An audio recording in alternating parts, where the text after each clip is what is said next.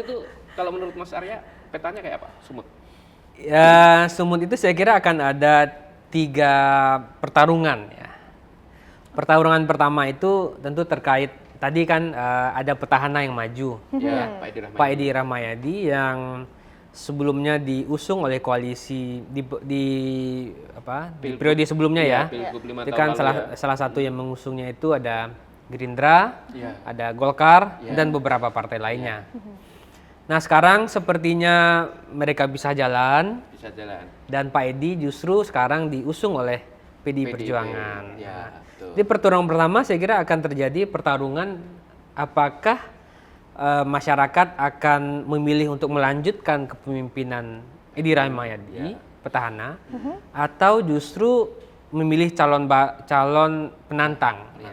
Pak Bobi ini kan meskipun beliau sebelumnya adalah wali kota Medan, tapi masih 3-4 tahun loh ya.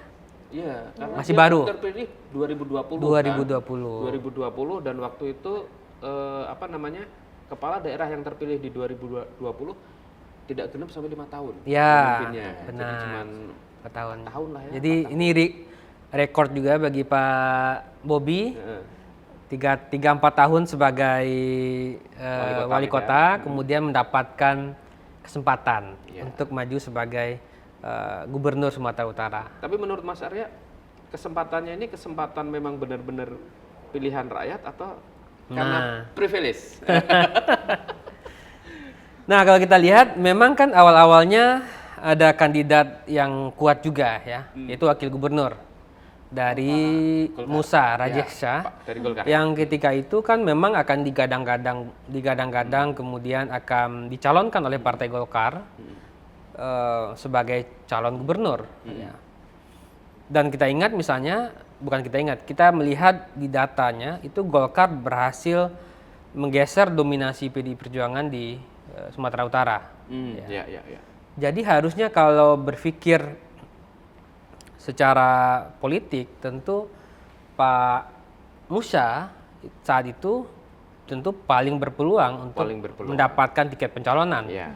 Tidak hanya karena dia anggota ketua DPD Partai Golkar, dia juga mantan wakil gubernur. Dan juga anggota DPR RI terpilih.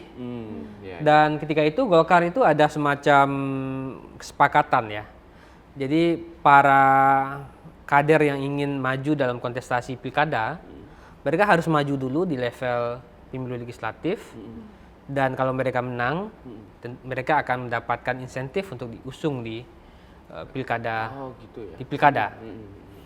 Nah makanya ketika itu banyak sekali calon-calon dari Partai Golkar yang mau maju ikut kontestasi pilkada, itu ikut dulu di pemilu legislatif.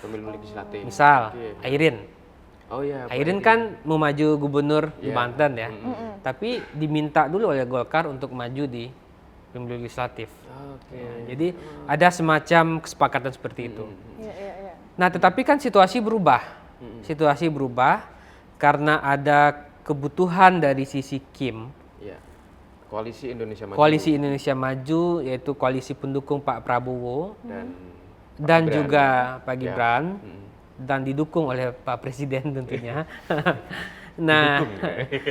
Nah kemudian konstelasi berubah dan Pak Musa kemudian diminta untuk mengundurkan diri sebagai calon gubernur untuk melapangkan jalan Bobi Nasution mendapatkan tiket pencalonan dan dukungan dari Partai Golkar. Makanya kemudian skemanya menjadi berubah. Bobi diusung menjadi kader Partai Gerindra. Kemudian diusung awalnya oleh Gerindra, lalu belakangan diusung oleh Golkar dan beberapa partai di Kim. Nah jadi itu pertarungannya. Pertarungan pertama itu apakah masyarakat Sumatera Utara itu akan melanjutkan kepemimpinan Pak Edi karena dia petahana, ya.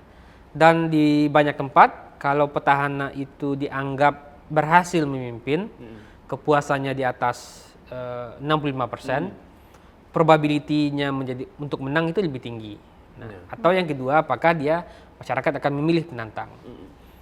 Yang kedua, ini Sumatera Utara adalah pertarungan antara partai-partai yang berada di Koalisi Indonesia Maju Plus, ya. Ada Kim plusnya, Plus, ya. Kim Ada Plus. plus Ya. Kim Plus. Plusnya itu ada PKS, Nasdem, dan PKB. Oke. Yang sekarang semuanya berada di perahunya Bobi. Bobi. Ya. Berarti yang di luar itu ada PD Perjuangan dan beberapa partai non-parlemen lainnya. Ya. Jadi ini pertarungan Kim Plus dan PD Perjuangan. Ya.